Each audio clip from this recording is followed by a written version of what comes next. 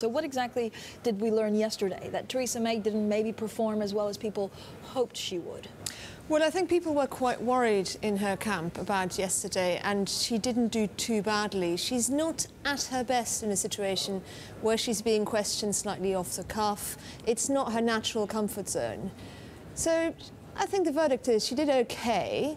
She's perhaps not as good at it as, say, David Cameron was. You know, she doesn't seem as spontaneous. I think the damage was mainly done when she reversed on social care, and this is not going away. Even though we're now on a new focus, they're trying to bring it back to Brexit. We've obviously had the tragic events in Manchester.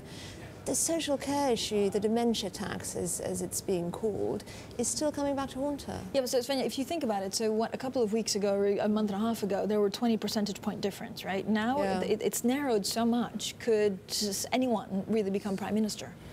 Well, I think they're still in the lead, and we know to beware of polls now. What it is showing is a shift, and that's something we can't ignore. That's something that the Tories will be worrying about. Now, they're going to try and sort of hammer home these ideas of strong and stable government, and of course, that's why the U-turn on social care was so bad for Theresa May, because if your message is going to be, I stick to my guns, and then you reverse on decisions, it's a problem. But, you know, they've still got time to turn it around. Saying that, Corbyn did pretty well, I thought, last night. You know, he came across as quite good-humoured. Of course, there are always the sticking points. He's not great on answering sort of very concrete explainers or bringing out numbers. But I think he came across pretty well. So, you know, it's quite a lot to play for still. Svenja, what's the turnout going to be? As everybody engages, I mean, I was there for Brexit and the whole nation was standing still. I don't feel that for June 8th. Am I wrong? I think you're absolutely right. I think people are a little bit electioned out. I mean, speaking for myself and for the general population.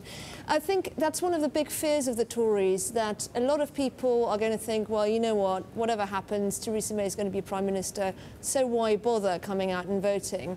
And that's something they're really trying to push against. That's why you're hearing a lot of this demonisation of Jeremy Corbyn, who's trying to portray him as this supporter of the IRA, and this painting May as this is your least worst option almost, because they are trying to get people out and voting.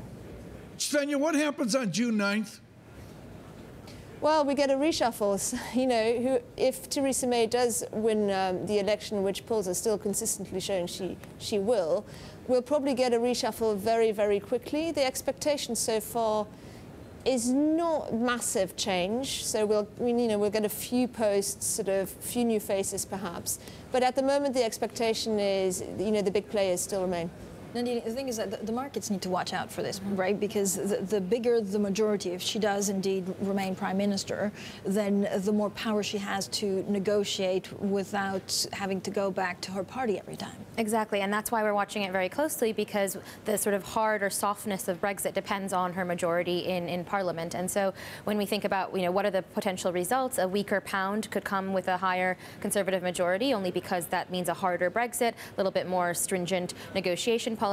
A Labour victory could, we expect, result in higher interest rates given the amount of government spending and borrowing that's going to happen, and thus could raise sterling a bit as well. So, and that, you know, as we've seen in the past 12 months, sterling affects directly the FTSE 100 activity, given how much of those revenues are sourced from abroad. So there really is a lot at stake here in terms of a UK portfolio or UK-focused assets. And Svenja, so election June the 8th, and then actually on June 19th they start negotiating. Yeah. I was quite struck by a story you wrote. The Brexit Secretary, David Davis, says European Union demands to protect citizens' rights here in the UK are very high. Does that mean that actually negotiations on that could go quite badly or turn ugly?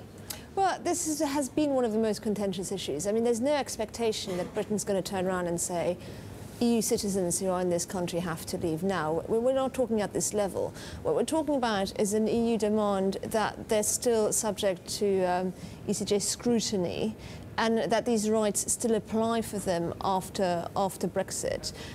We are at this tit-for-tat negotiation. The Tories are trying to get Brexit the centre of the election agenda again. So talking about the EU as the big bad wolf is going to be a favourite strategy.